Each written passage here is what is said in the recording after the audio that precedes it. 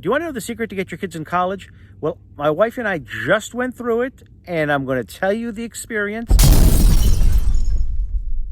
Are you about to go through the college experience? I just went through it, and I needed to make a video to tell you all the highs and lows and horrors and pitfalls that you need to be on the lookout for. This is going to be an important video. If you have a child and you need to navigate the college landscape and you're doing it maybe for the first time. I got to move out of the sun for a second. I'm like blinding myself. I hope I'm not too dark. Here's the story. My oldest son is a senior in high school.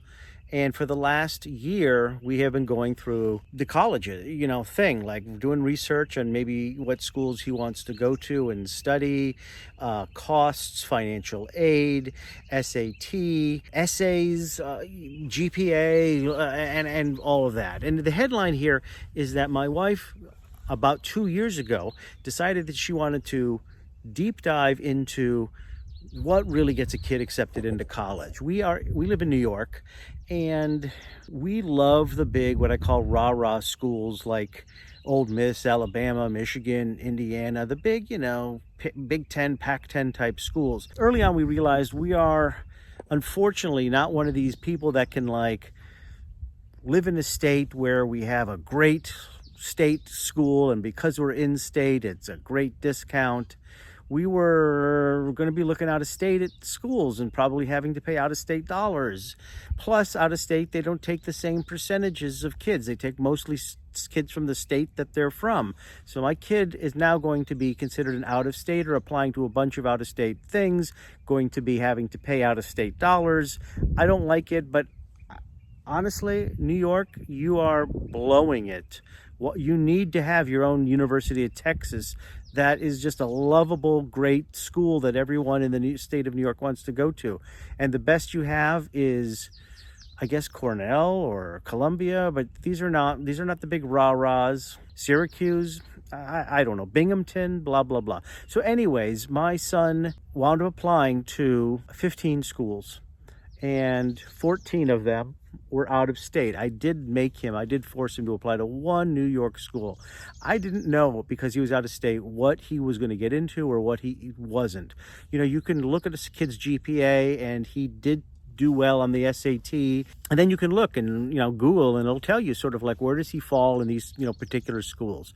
What he wanted to study was economics and politics, and so when he was sort of looking around for schools, almost any school that did that. But my son wanted to go also to a school that he plays in the saxophone. He wanted to go to a school that also had maybe possibly a music program or even a marching band. And so schools, marching band, if you've got a football team, you probably got a marching band. He didn't mind where he was going to go. He didn't care if he was flying all the way across the country from New York or staying an hour away. It didn't matter. He is a smart kid. I mean, I'm not going to just rip off the Band-Aid and say he's 4.0 with advanced placement and all what they call interbaccalaureate classes.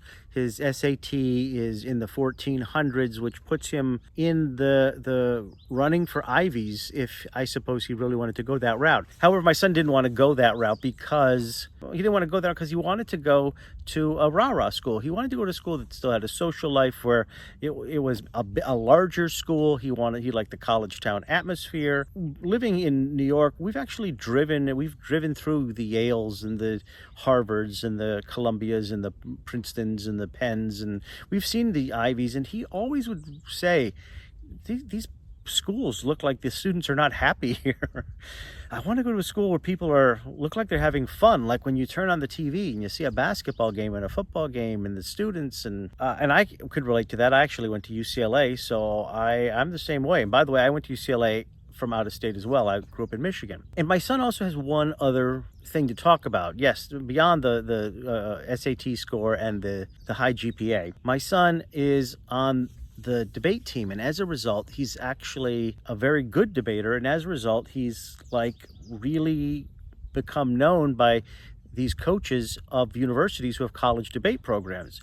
And my son actually travels to a lot of debates, and they're usually held on college campuses. So my son also had the benefit of, over the course of his 4 years of high school, having been on the campus of about 50 universities for the weekend while he's debating. And sometimes they put them up in dorms. And he's certainly walking the halls and everything. So even still, when he's like, I don't want to go to Princeton, he was speaking from the fact that he spent a weekend living in the dorms in Princeton. He's like, I don't want to be there. So he was able to cross off a lot of schools and Ivies just because he actually had been there. It was a great benefit to us. We didn't have to travel around looking at schools because he basically had been on almost every campus that he wanted to go to already. So that was great. So when he put together his list of schools, what we didn't know, because you read about these things going, well, these kids are going to get University of Texas only takes 5% out of state. These are such low percentages because everything you're applying to is out of state. You're going to have to apply to 20 schools just to get into one. So we need to have like 3 buckets. We need to have like shoe-in schools based on your GPA and so forth. We need to have, middle of the road schools. And then you can put a few stretch schools in there. Like, I don't think I'm going to get in, but let's apply anyways. And he decided he didn't want those to be Ivies at all, but he did want to pick some really hard to get into schools. So we came up with a list of 15, and here's the list. We might as well go through them. He applied to USC, it's in Southern California, UCLA, he applied to Berkeley, and he applied to Santa Barbara, 4 schools on the West Coast in California, even though we live in New York. He did apply to Binghamton, which is here in New York. He also applied to Michigan, Indiana, Wisconsin, Rutgers, Kansas, and then he also applied to Emory, Wake Forest, Vanderbilt. Oh, and I should have said he also applied to University of Texas and University of Georgia. I mean, these are all amazing schools, and they have the programs they want. They've got the music as well if he wants to minor in that. It's got everything that he needs.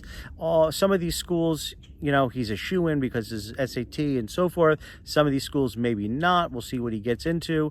And here is how it all shook down.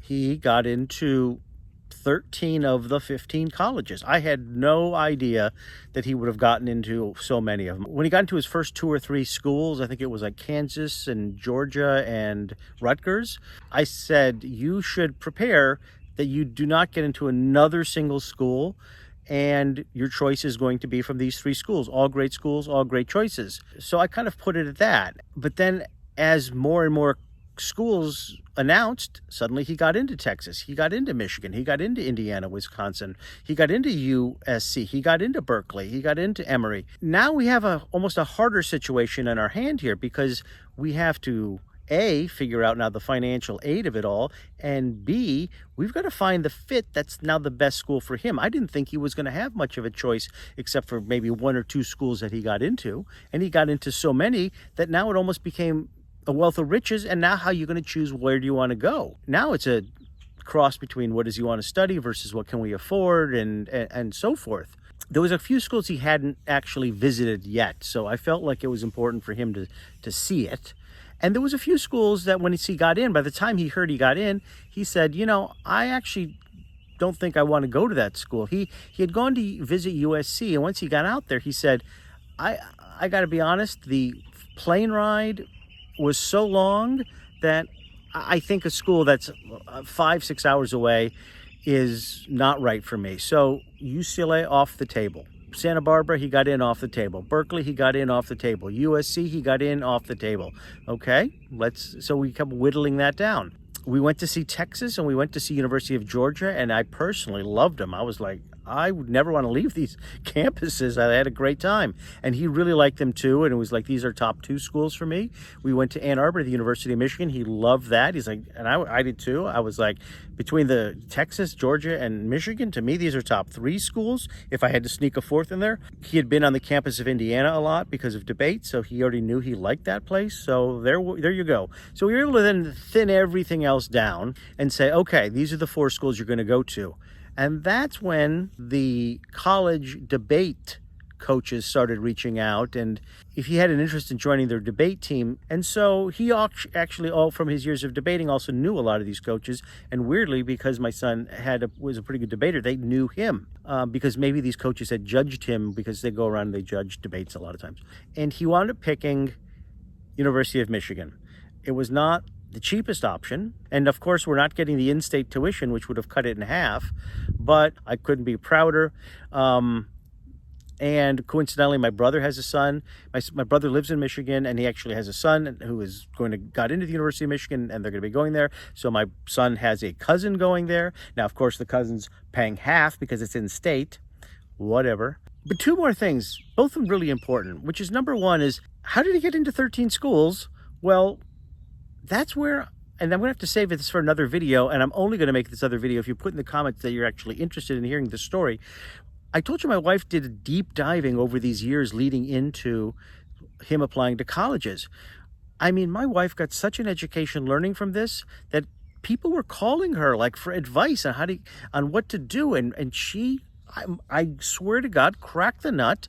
Like, you see these people who are like you pay them tens of thousands of dollars and they help you get your kid into college. Not bribery, but like they coach them through essays and what schools are best for them. That's what my wife did to my son, and she actually wound up doing it to a few friends, and their kids got into great schools too. I know what they were doing. Now, here's how I know what my wife had plugged into is correct.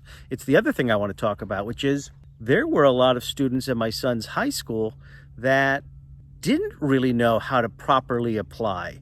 I think they thought, oh, I just write an essay and I send in my scores and that's that. Brother, that ain't even half. And if you don't know what the other half is, then you definitely need to put in the comments that you want to hear the story of how my wife really worked understanding how to get your son, my son, our son, to look great to a college. And it's not money and bribery and blah blah blah. It was an art, and if you don't know what I'm talking about, then you absolutely better not be applying your kids to college without knowing this. And again, I'm not going to even tell you this unless you put in the description that you want to see that video, in which case I'll make it. I have a daughter who's a junior who's becoming a senior, and now my wife is immediately starting with her. It's like, it is not a quick, let's just apply. It is a really thought out attack plan that she has cracked the nut on to understand, like, how to make your child pop to a college counselor. I'm going to stop the video here because honestly, that's what I wanted to talk about. And if you really want more information on these stories, of which I can go into, you got to, again, tell me in the comments. That's my life. I hope you enjoyed the video.